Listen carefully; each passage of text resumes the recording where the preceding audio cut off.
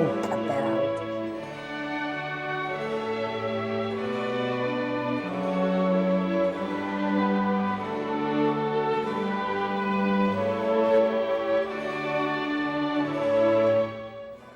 Good evening, ladies and gentlemen, and welcome to North Shore Live, Cooper's Corner. We're live this evening. This is August already. Oh, August 17th, 2016. I don't know where the year is gone, but the summer is flying by. I think kids are going to be going back to school very shortly. Everybody's going to make a mad dash to get school supplies. Just remember to become hydrated. Don't leave anybody in the car. If you have to go into a store, take them with you. Don't take your dog on a trip with you unless you have and are prepared to take him out and put water where he can drink it. But please, there's been too many tragic accidents, needless.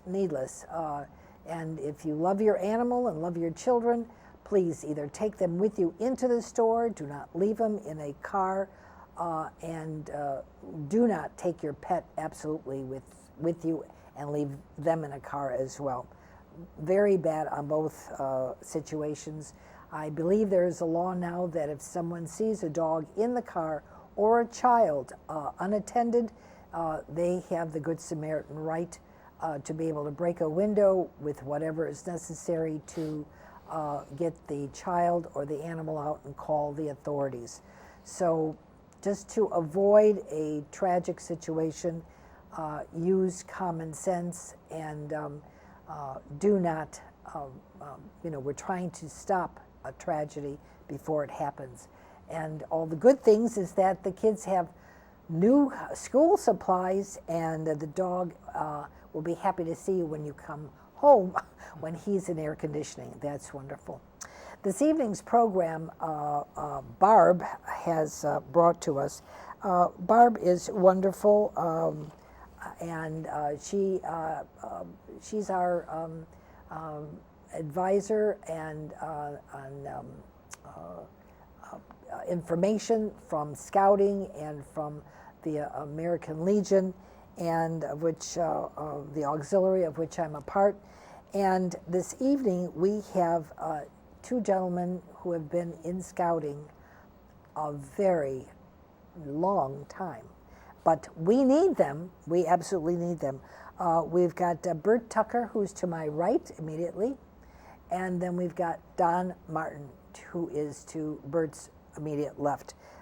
Two gentlemen who have been active in Scouting, Cub Scouting, Boy Scouting, Eagle Scouting, all kinds of scouting and history of the Boy Scouts of America, actually. And without any further ado, I'd like to introduce them to you and welcome them to the program. Welcome to the program. Thank you. I'm so happy to have you both. Oh, don't get There up. you go. It's okay. It's okay. We're Gentlemen, delighted to be here. with what you do, believe me, it's standing ovation, absolutely. A history hero, as we've got paperwork on that, and your own history all these many years. Bert, tell me how you got started in Scouting, and was it as an adventure and journey for you as you thought when you started? Obviously, that's a story that I love to talk about, and sometimes I've been accused for being too long-winded and talking too long, but it is a great story. I had the good fortune of growing up in a Scouting family. I have three older brothers who were active in Scouting. My dad was active at the council level on various council committees. So when I came along as the youngest of four boys in the family, Scouting was an automatic thing. And I first got involved in Scouting, when was it? Back in 1947 or 48, I became a Cub Scout, and that's how it got started. And from that point on, I worked my way through the Cub Scouting program. When I was 12 at the time, I joined, then moved on to a Boy Scout troop. I was in a wonderful troop. I grew up in Wilmette, Illinois. I was in Troop 2 in Wilmette. under the leadership of a man named George Putnam. When I entered high school, I moved into an explorer post, which is the high school level of scouting, and that program was led by a man named Jack Fox, who is still active on our advisory board, and he's been a mentor maybe for both Don and myself to a certain extent. But eventually, then my wife and I have 3 sons of our own, and they joined scouting. And when we worked with them through Cub Scouts, my wife was a den mother, a den leader coach, in fact. I became the Weeblo leader when the boys moved into the Weeblo level of scouting. And then when they transitioned from Cub Scouts into Boy Scouts, I joined the Boy Scout troop to become a member of the committee and started to work with the troop. This happened to be Troop 46 in Lake Forest. And eventually I had the privilege of being appointed Scoutmaster of that troop, a position I held for 5 years. When my 3 boys, who all became Eagle Scouts, moved on, graduated from high school, went into college, I kind of thought maybe my scouting days were over. Well, I was wrong, because I was asked to be a member of a district committee to help out with, at the time I had done quite a bit of work with district first aid meets and district camporees, campouts for all the scouts in the districts, and I just enjoyed helping with those, and one thing led to another, so I continued to stay in scouting and held a number of different positions at the district and council level. And so here I am today. That's incredible. Well, look at all the wealth of information you have gathered through the years to be able to teach the boys of things that you know. I mean, this is hands-on training, knowledge, education. Evidently, to say the least, you're most happy that you joined, and your brothers before you kind of led you through the path. So it was exciting for them, and so why not? Scouting was always fun, and that's one of the key elements of a Boy Scout program. It's supposed to be fun, but as Lord Baden-Powell, the founder of Scouting, once said, Scouting is fun with a purpose. And the purpose is for building character, teaching boys to make moral and ethical decisions, and building family values. And that's what it is. And you know, Don, you're sitting very quietly, but you know, you've got a story to tell as well. In Bert's presence, I always sit quietly. Oh, because heavenly, saintly. Here we oh go. My. Okay. See? Okay. well, it's interesting because our histories are quite different. I was never a Boy Scout. I grew up, if I grew up any place, on the south side of Chicago. And we didn't have gangs, but we had little ethnic groups, you know, that roamed around and caused all kinds of mischief. But we lived in Evanston at the time, and my eldest son came home from school with a piece of paper and said, "I want to be a Cub Scout." Really? So I said, "That sounds like a good idea." Okay. And we went to an organizational meeting, and there was a professional scouter there by the name of Sid Pettit, been in scouting for years and years. And at one point in Sid's presentation, he asked the kids in, I think it was Pack 17, 16 or 17, who were in blue uniforms, how many of you want this pack to continue? Because the pack was sort of in a slump. And all the little blue hands went up. And then he said, "For you boys who are not yet in Cub Scouts, how many of you want the pack to continue?" So my son reaches over and raises my hand, which immediately identifies me as a candidate for leadership. Absolutely. So we had a follow-up meeting of adults, which I attended, and the committee chairman, every troop and pack group has a committee of adults supervising their activities, had already been chosen. There was a CPA there who became the treasurer. Okay. There was a secretary who became a secretary. There was a person who was in the bus business or something who became the transportation chairman. Evidently. There was somebody else who did something. There was only one job left, And Cub Master. that's you. So, yes. So I started out in this movement, this program, As a Cub Master. as the Cub Master with no scouting experience whatsoever. And that was, he's younger than me, but he started earlier. We have about the same amount of tenure. Yours is 55. You got a 55-year pin? Yeah, right. Yeah, he's up there. 55 My years. 55-year-old pin is at Yeah. home with my other pins, but about the same amount of time, but it's a different story. I often say to adults when I have had the opportunity that if you think scouting is for kids, you're wrong. They're just an excuse. To get in. It's for adults, and as adults, you respond to kids in all kinds of ways. You meet some wonderful people. We have had my wife and I, Phyllis, who was a den mother at one time, close personal friends who come That as you a make. result of Sure. our joint participation Sure. in the scouting program. So your son, he, That son, yeah, your son, he is the one who volunteered you. he volunteered. Well, yes. He's the one who came home from school with a piece of paper, he and you were the one that We got had three volunteered. sons. They all were Cub Scouts and Scouts. They did not achieve Eagle, but still, they all love the outdoors. Yeah. They like to camp, and they're getting older now and creakier, but that's been in their life, and that's one of those values that Sure. continues that they get out of it, the fun part of it. It's fun. It's educational. Tell me. All right. So Don, you're the one that says be a history hero. Be a history hero, You're the yeah. one that we have. I think picture work on this. I don't know. There it is. There you are. Okay. Tell us about that, Don. Be a About 2 years ago, our scout executive, Mike Hale, he's the top professional, asked me to head a committee to develop the history of the Northeast Illinois Council. Have you pointed that out yet? No, yeah. Well, Bert will point out, I'll step on your line, that the Northeast Illinois Council, which runs roughly from Evanston up the shoreline to the Wisconsin border over to Fox Lake,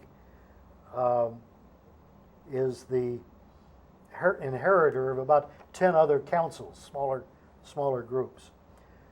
But we don't have a recorded history of this 116 year program.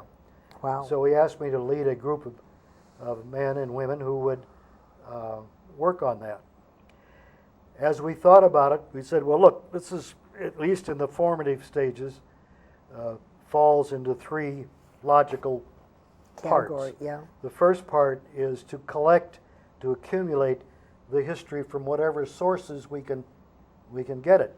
And interesting enough, one of the earlier sources was this little collection of clippings Oh wow. that go back to 1910, Wow. maybe earlier. This is 1915, by a man by the name of C.L. Ayling, A-L-L-I-N-G. And it's quite fragile. It falls apart. Oh every my once in a while. goodness. Sure. We have an earlier picture of Mr. Ayling, and doing some research on him, he was about 19 years old when he started this in Keokuk, Iowa. And he became enthralled with scouting. This guy's 19 years old. Okay. Scouting in this country started around 1910, probably before that in some regards. And in Keokuk, he organized troops there, more than one. He had the first big jamboree Oh, that scouts. brought people in from, or camporee, Yeah. assembly, from Iowa, from Illinois, from Missouri, and Wisconsin. Well, he decides that he's interested in youth work. So he comes to Chicago, goes to the YMCA college to learn more about youth work, becomes a scoutmaster in Chicago. And one of the clippings in here that brings it back to this area says that he bicycled with another adult and 2 other youth from Chicago to Lake Villa.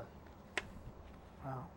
60 miles, 60 or 70 miles, depending on where you start in One way, Chicago, yep, One way. One way. to help them revitalize Wow, their scouting program. incredible.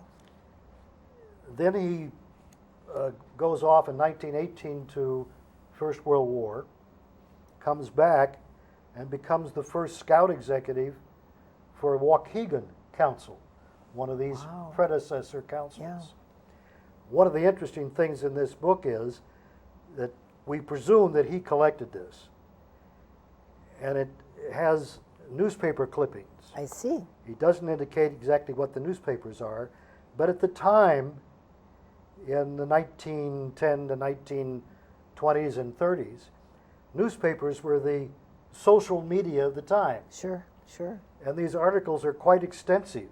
And they list everybody's names and dollars amounts, and Mrs. Jones cooked dinner for them and whatever it that's- happened to be. And it goes on and on and on until the final clipping announces his engagement and marriage. And after that, there are no more clippings. Well, believe his wife probably clipped his wings, and there's no more clippings. That's it. He's not flying anymore.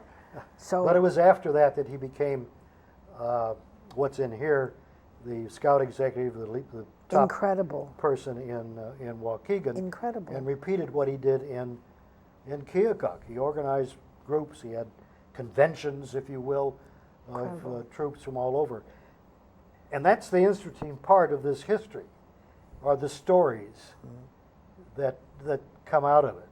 And that's just one story of Mr. Ailey. Wow, that is incredible.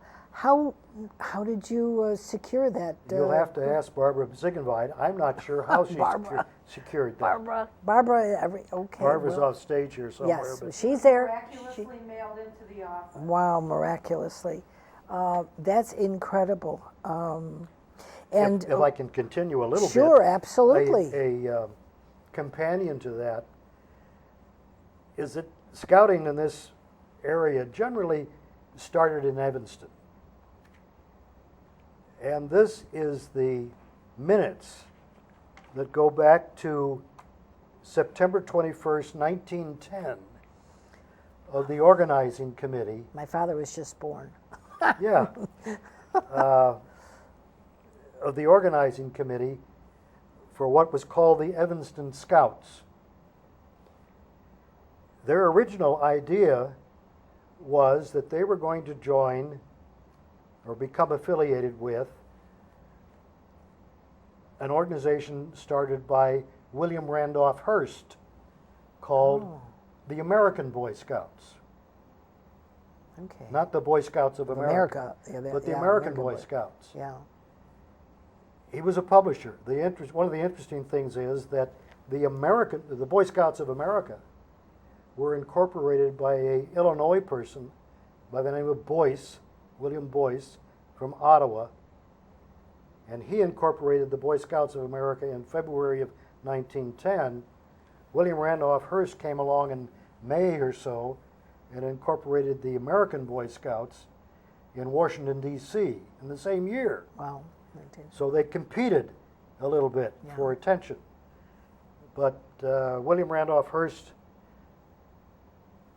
had a falling out with his board of directors and resigned. So the people in Evanston decided that they would affiliate with the Boy Scouts of America. And that was in about 1911 or so. The following year, in 1912, one of the first, what was then called colored troops, were chartered in Evanston. And that's an interesting story in That's itself. outstanding. I mean, There are just so many of these stories, and I could go on and Well, on. you know- But excuse me. No, that's okay. That's okay. That's what's- So that's the first year, is to accumulate this history, and it's an ongoing thing, because every time you discover something, it leads you in another. Direction. Another direction. Sure, absolutely. So the second year of our effort was designed to begin to collect memorabilia, artifacts, archives. On display here are what is called community strips. It replaces on our uniform, or Green, before, yeah. we had these beautiful council strips. Every town had their own little community strip. And the first troop in every town was called Troop 1, which has caused a lot of confusion. Yeah, you're from Troop 1, you're from Troop 1, but where do you are? Right, Yeah, right, so- and that was very nice.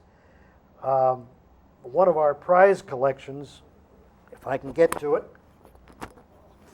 is this hat. So it looks like a doughboy hat. Looks like a what? Like the doughboy, like, you know. Well, that's a very good point. Does that remind you of anybody? yeah. Who? Teddy Roosevelt. Teddy Roosevelt. Yep. Bingo. Rough Riders. When people think of Boy Scouts, they usually think of the Smokey Bear hat Yeah. with the peak. Yeah. Well, if you look on the inside of this, there's the Boy Scout symbol. Signal. Somebody can see that. Yeah. And it says, headquarters, 124th East 28th Street, New York. The Boy Scouts of America were at that address for 1 year in 1910. This hat probably dates back to 1910. 1910 was shortly after the Spanish-American War, which was in 1898. Yeah.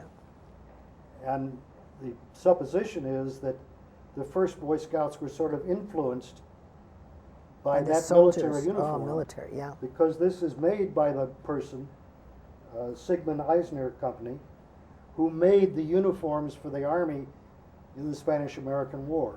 Oh, that's history. You are holding So we history. think maybe this is 100 years old, Oh, and is probably easy. really the first kind of Boy Scout hat.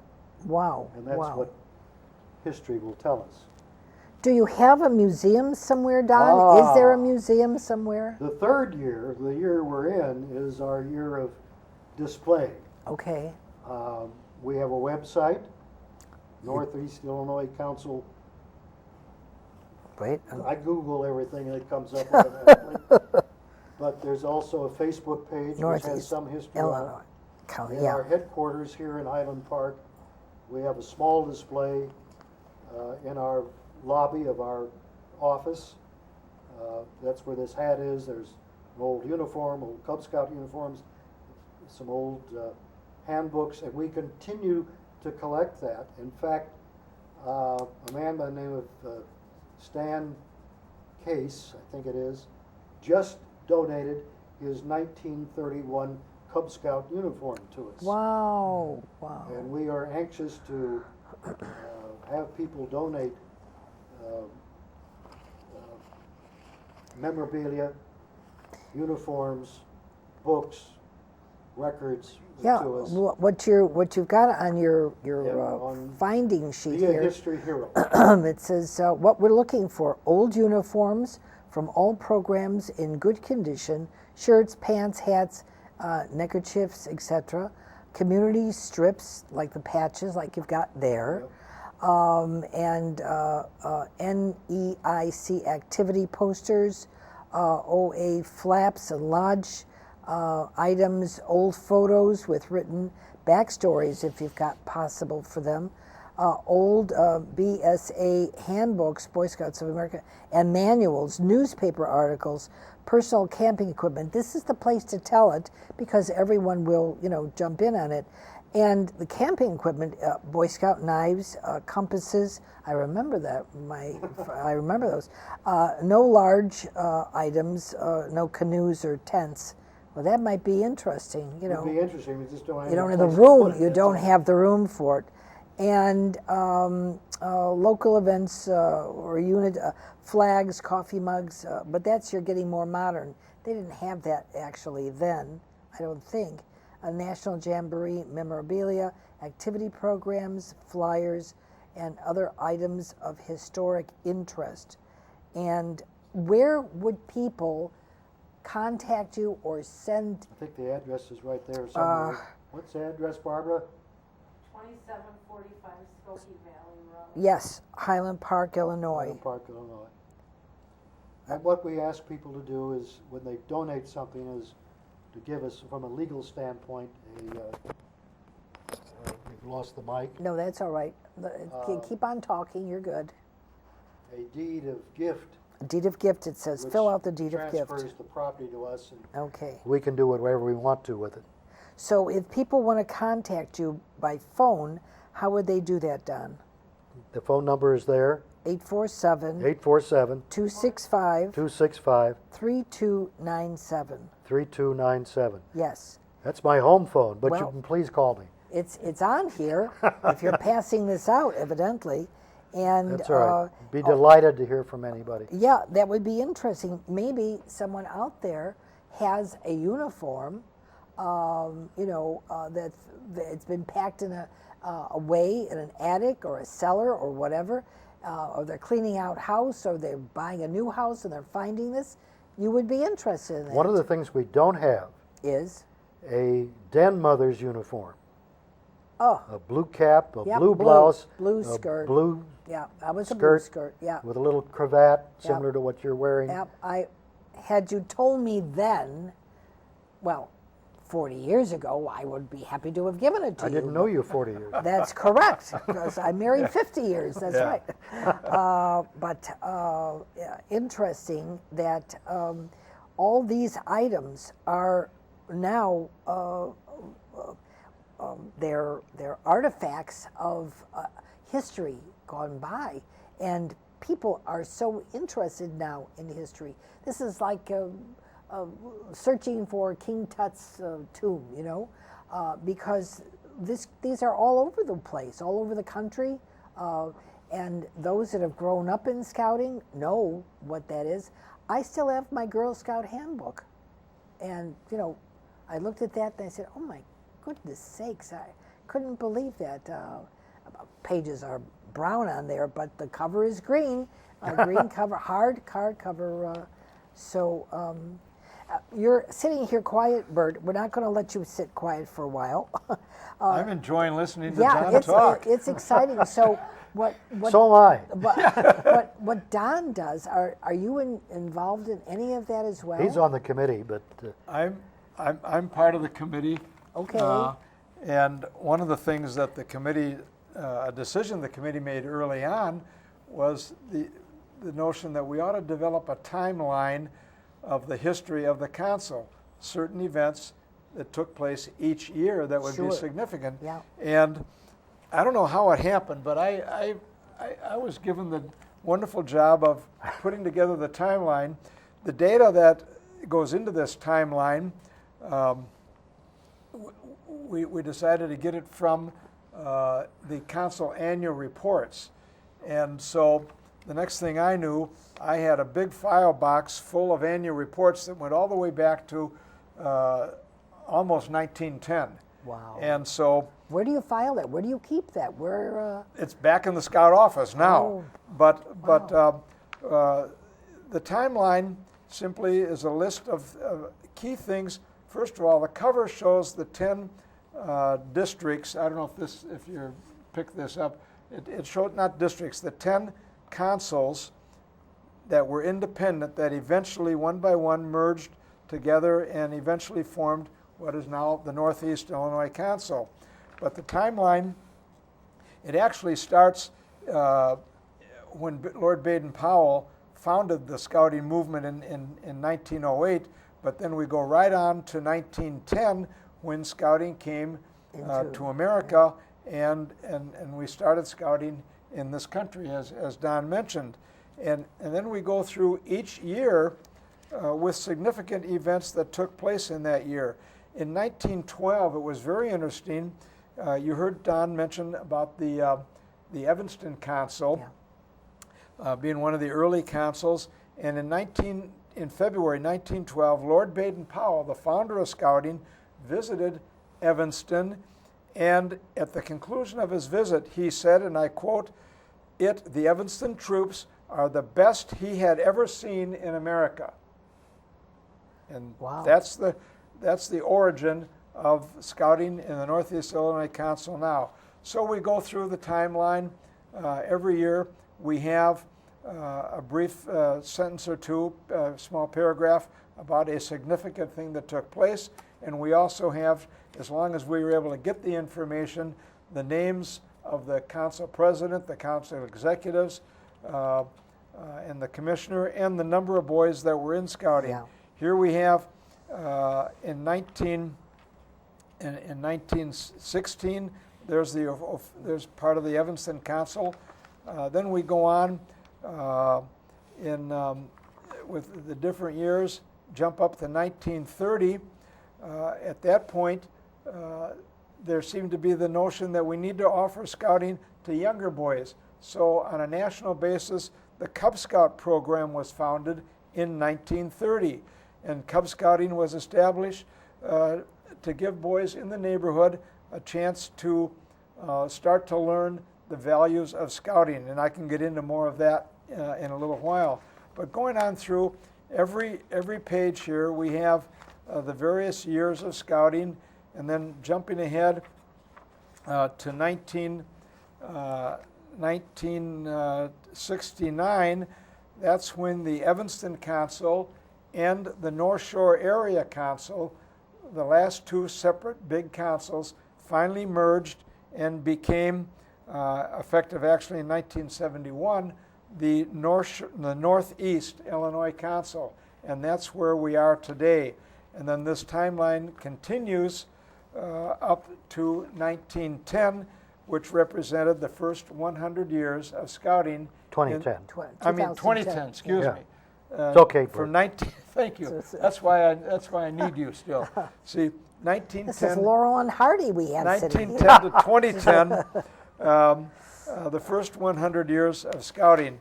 And then of course, Don in his infinite wisdom said, well, Bert, I appreciate the work you did for the first 100 years, but now it's 20, at the time you brought this up, it was 2015, and he said, well, we need to get going on the next 100 years. Sure. And so I've been charged with, and I'm delighted to be doing the timeline beginning in the next 100, which is 2011, and I'm supposed to carry out this. I've got You have a job in scouting I have a job forever. in scouting for the next 100 years. In eternity. Eternity. So that's, but it's it's a lot of pages, but it's a labor of love because it's been so important for both Don and me to be able to pull together the history of this great organization that is still a lot of fun, and that's the way we need to keep it. Oh, a fun and wonderful, wonderful groups of young men, teaching them to be responsible, teaching them companionship, teaching them things that are necessary to learn just to get along in the world with as camaraderie. And I'm just so thrilled because this is a wonderful organization. My husband's a Mason, he's a Shriner. Those groups are good as well, but that is an older group. This is now you start with these young men to teach them the compassion of others and to be charitable and to be loving and to be responsible and respectful. Outstanding job. I'd like to ask, do you have anywhere that you might have put down a capsule, a time capsule from where you started or where it once started, or would you be doing that now after 100 years? Is there? You mean a literal Absolutely, container with yeah, stuff in it? Yeah, Hadn't thought about that. It's an interesting idea. Yeah, a location where you might, but things are changing so rapidly in today's world. You don't know what building is going to be where, and you don't want to place something that is so, so precious as what you've picked up for the last 100 years in an area that, maybe someone lost the lease and they might lose the building. Well, our dream would be to have a building, or a large portion of a building, in which we could really have a display. But And that would be a great place for a time capsule that you would drop into the ground somewhere. Is, now, actually, the building that we know on Skokie Boulevard, that's really not a definitive location. That's just a Well, we place. own it. Okay, but I mean, you wouldn't want to have a ceremony there for a time capsule, would you? Would you want to do We that? we could. You know. The building is well used and Oh, crowded. oh, It could- yes. It could be bigger. Is there a park, perhaps, that Boy Scouts can say they own the park, or they're, maybe that park would be, Well, we have you a know. campground. Of course, we have our Makajuan up in northern Wisconsin and 2 other close-in camps here. I mean, that would be, you could have ceremonies every year with the capsule being placed, Interesting. and, We have accumulated quite a lot of things, and I we're still in see. the process of Yeah. beginning to catalog it. One of our members says you can't call it a collection until you organize it. So I'm calling it right now an accumulation, and we're in the accumulation phase, and then we've got to do some cataloging and organizing and well, segregating and things like that. paperwork, I would imagine, would be okay to place in a time capsule. Yeah. But the hat, I would say not. That needs to be out for the public to Yes. see. We That have, needs to see. We only have one of those. We have Wow. at least 2, maybe 3 older 1916, 17, 18 uniforms. Wow, wow, wow. If we get more than That's incredible. 2 or 3, then we have more than we need. But when we get into duplications of things, that would be good Yeah. fodder for a I time capsule. remember the kerchief and the knot and the little thing, the holder. I wish I would have. Well, You have the address, you have the phone number, yeah. you have a basement. It Go is. to it. It is. No, don't have a basement, but, But, what we have boxes and things. So, and I am a collector, so that would be very interesting. To look through all these items and find maybe if someone's name is on a uniform or something, their family members might, be interested in donating this Yes, absolutely. as a gift to That the has happened. People have Boy Scouts. deceased, passed on, Yeah. and their family has donated patches, books, handbooks, different things. I didn't realize that this ongoing look to and through history was happening with the Boy Scouts. I had no idea about that. Have you been doing this, collecting a while? Well, only the last several years in any organized way. At Camp Makajuan in Wisconsin, there is a lot of memorabilia that relate to that camp, which is now 88 years old or so. Yeah. In fact, that's where the hat was. It was in storage, down in the basement someplace. Oh And, my goodness. we saved that from mice and mildew and other For things. sure. When it's out in the open, it survives longer. Oh yes. Oh, yes. People think that if they box it or put it in plastic, it will stay. That's the worst thing you could Not possibly plastic. do. No, Yeah. no. It has to breathe. It has to be out. Yeah. And it probably will stay for another 100 or 200 years, for however long. It's actually in good, It's very in good condition. outstanding condition. Yeah. Outstanding condition. Is the company still around? I did some little research. I think they went out of business in the 50s, but I'm not sure about that. Wow. But you can Google them, Google them. and there's a little history. I remember that. I think it That's- changed hands. The family is still around. That's Interesting. Wondering if anyone from the family. I like to look into things like those who make the uniform. Were they participants in the military? Were they have sons or daughters that were nurses? Well, the or- original Eisner came over from Germany. Yeah. He was an immigrant, and he developed I think his wife was a seamstress. Okay. And that's how he started. That's how it works. And he started Uniform. making military Yeah, uniforms uniform. and became the principal supplier for the United States Army. Wow. What notable person that we might know has been a Cub Scout, Boy Scout, Eagle Scout? Well, Gerald Ford is the first one that I think of as an Eagle Scout, first president. Captain James Lovell Oh, Jim is Lovell. an Eagle Scout. That's Yeah, true, really? from around here. Yeah. Yeah, Jim Lovell. Okay. Former President Henry Ford was an Eagle Scout. Yeah, Henry Ford. Wasn't he? Ford, you're thinking. No, Henry I- Ford. no, no, Jerry, no. Jerry Ford. Jerry Ford. Gerald Jerry Ford. Ford. I was mentioned thinking him of the before, car. yeah. Yeah, Jerry Jerry Ford Yeah. was an Eagle Scout. So Jim Lovell. I should call Marilyn and ask Marilyn if Jim has any of his old, uniforms or anything that he's got. That would be. That would be an outstanding be- contribution. Yeah. And because I think this is a keynote to what the human spirit can derive and become after being a Cub Scout, Boy Scout, Eagle Scout, whatever. Gives them stature, character, everything good that needs to be done for them.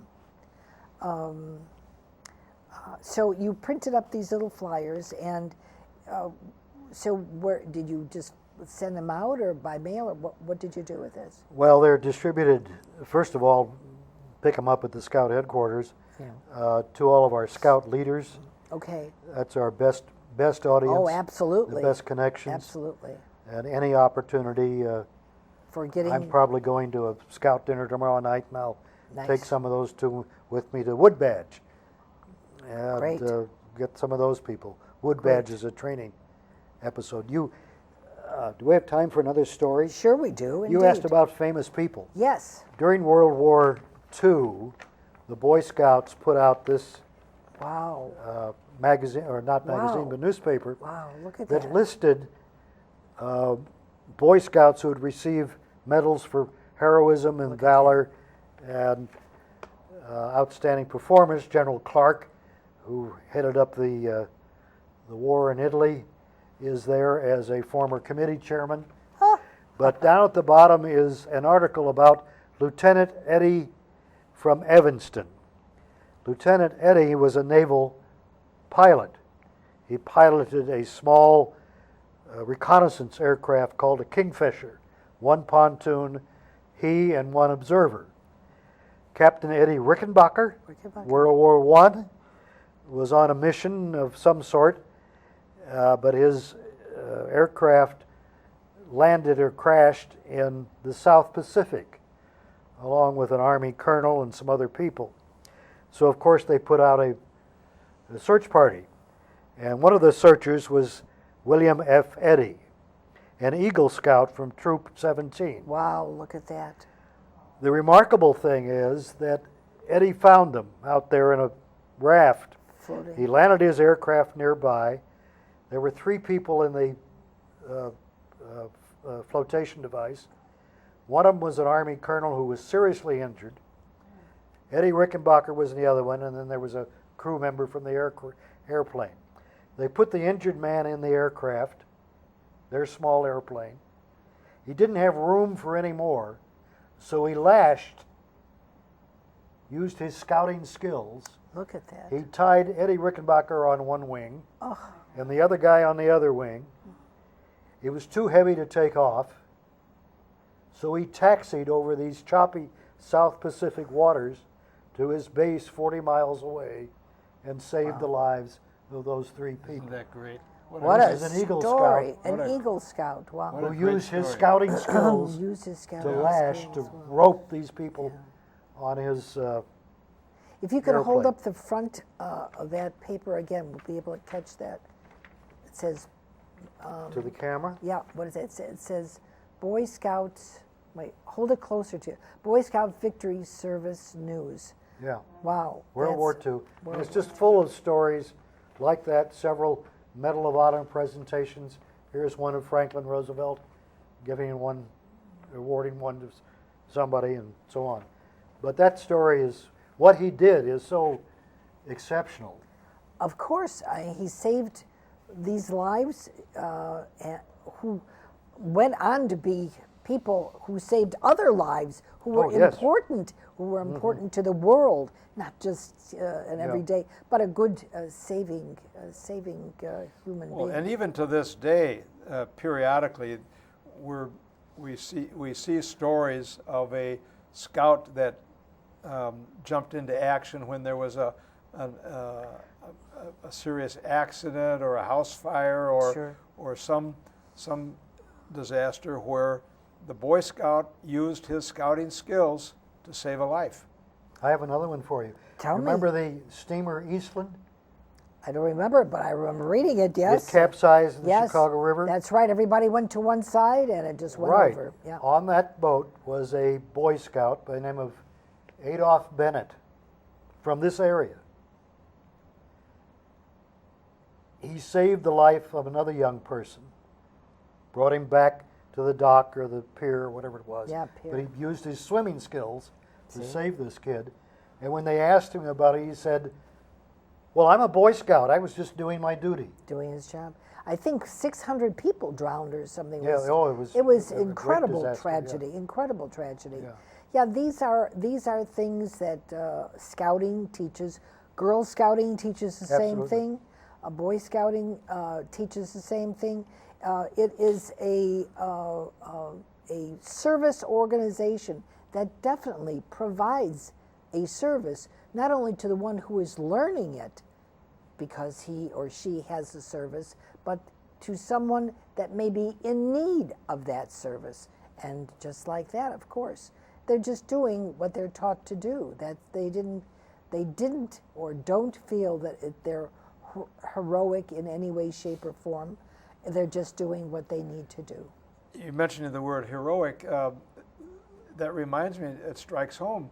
My oldest son, an Eagle Scout, he's now married and has 4 wonderful kids. And he and his family were skiing out in Park City, Utah. This was just last year.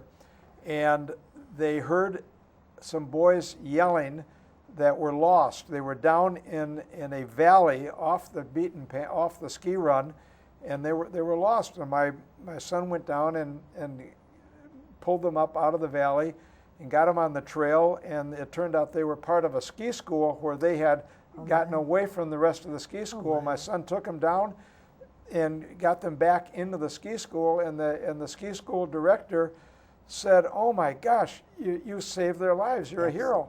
My son said, "I'm not a hero. I'm an Eagle Scout." Look at that. See? Good for him. Absolutely good for him. You offer so much to everyone who's interested. People will say, okay, this all sounds good, but how long does it take to do it, and what's the cost involved? Is there a cost involved to be a Cub Scout, a Boy Scout, an Eagle Scout? What is that? Bert, go ahead and answer it. We gave you The- something. The You're richer than I am. So. there obviously is a cost.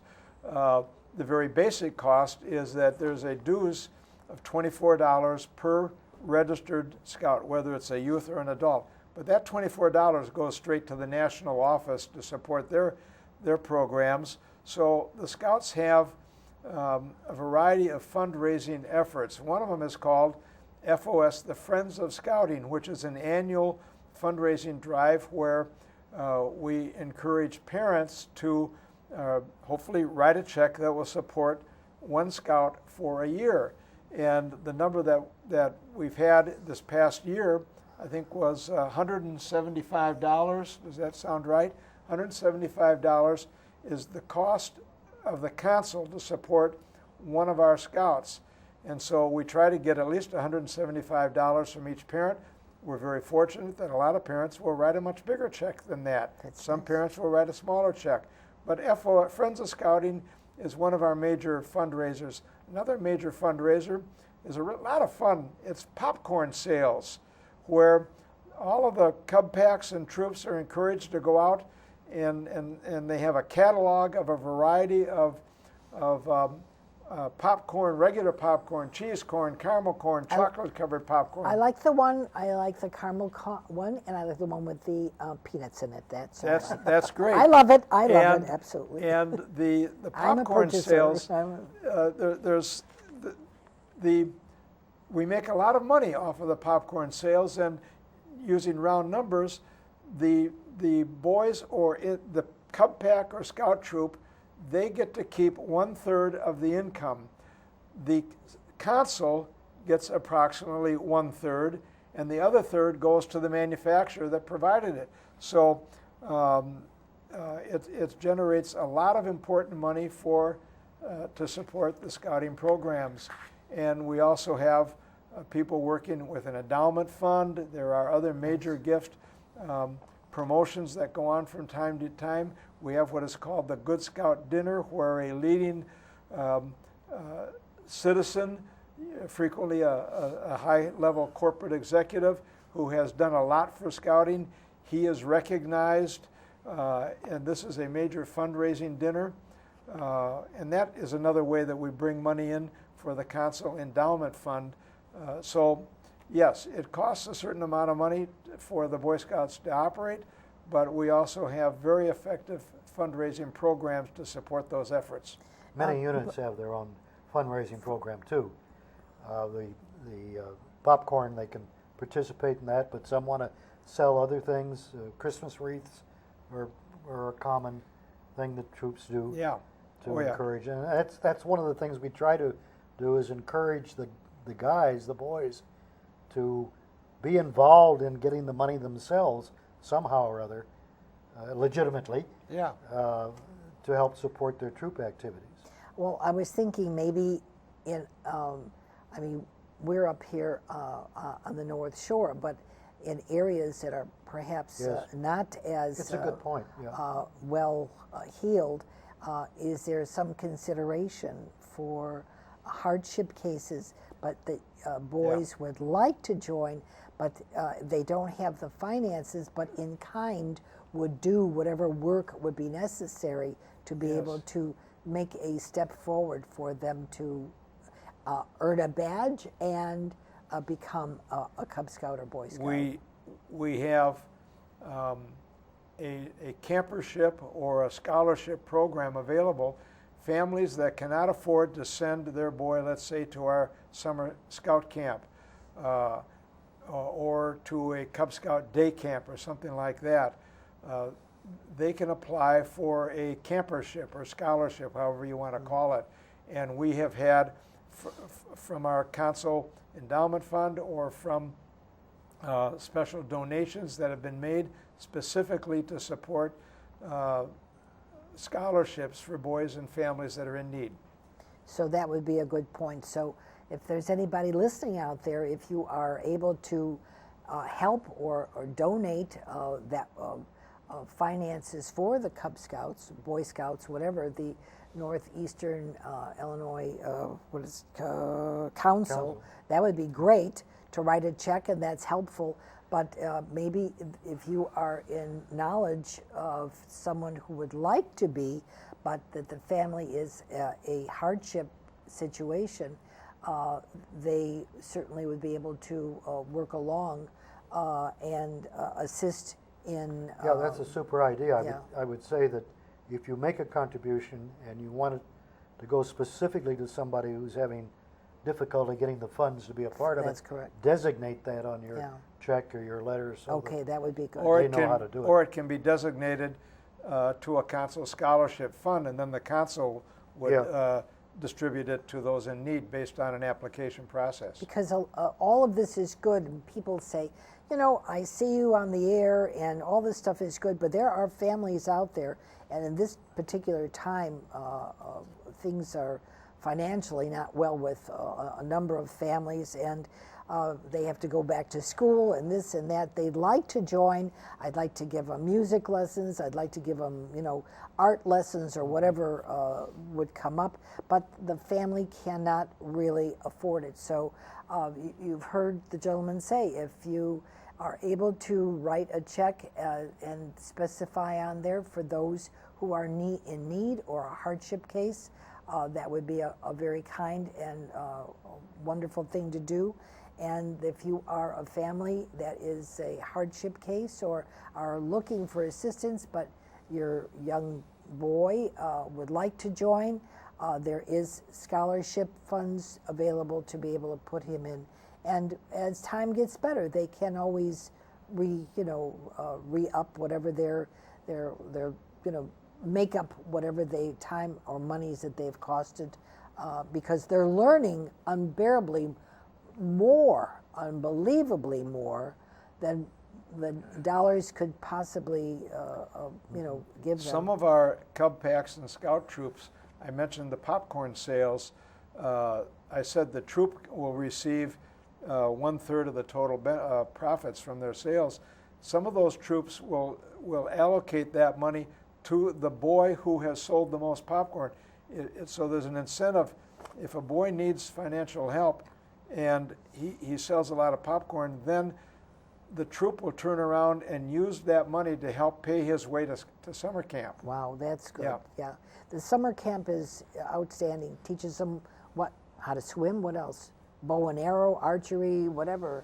Well, all kinds of outdoor activities. In fact, it all begins at the Cub Scout level. You heard us mention that when Cub Scouting was first established back in 1930, the idea was that this is a program that's supposed to be fun, but the boys are going to learn a wide range of skills that are going to teach self-reliance, to be self-reliant, dependable, and courteous, caring individuals. And that's what Scouting is all about. But also we want parents to volunteer and work with their son, particularly at the Cub Scout level. We want a parent and the boy to do a lot of things together. If they go camping, a parent or guardian must be with that particular boy. But this is going to build family values. And so as the Boy Scout, as the Cub Scouts start to learn their skills and develop these self-reliant ideas and moral and ethical values, that is really paving the way for them to become a Boy Scout. And when they are a Boy Scout age, that's when the fun really begins. Because at Boy Scouts, they learn to develop a lot more leadership skills and other exciting adventures that are a lot of fun. It's an adventure every day, and the journey continues. And we wish you much success and happiness through your endeavors. And I hope, Don, that you get a whole bunch of all these goodie things. I want to thank you for coming on the program this evening. The hour has flown and we are now leaving, but thank you so much, Thank Don you very Miller much. and Bert Tucker, for being on the program. And we need to see you back here again. So please promise me you'll be back. Yes, ma'am. I Okay. promise. We love to talk about Thank Boy you. Scouts. Okay. Scott's on there. I Thank you promise. for watching. See you next week on North Shore Live, Cooper's Corner. Have a pleasant evening and safe. Stay hydrated and out of the heat. Go for a walk in the mall. It's cool there. Good evening. Stay hydrated.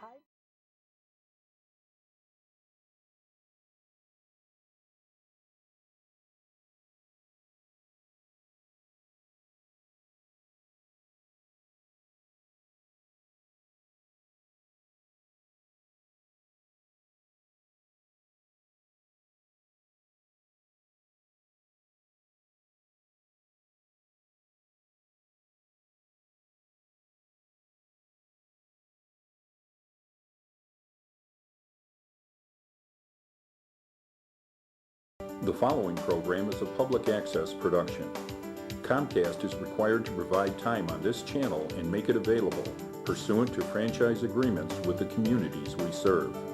Comcast is not affiliated with the following program or the producers of public access programming and is not responsible for the content. The following program does not reflect the opinions of Comcast or its affiliates.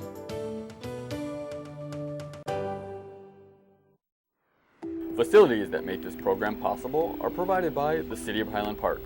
Programs are produced independently by members of the community. The City of Highland Park is not affiliated with the following program or the producers of public access programming and is not responsible for the content.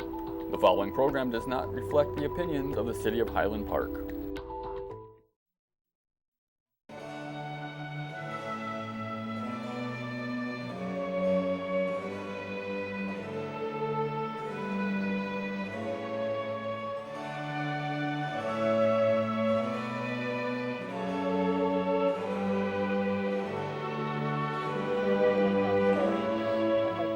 Good evening, ladies and gentlemen, and welcome to North Shore Live Cooper's Corner.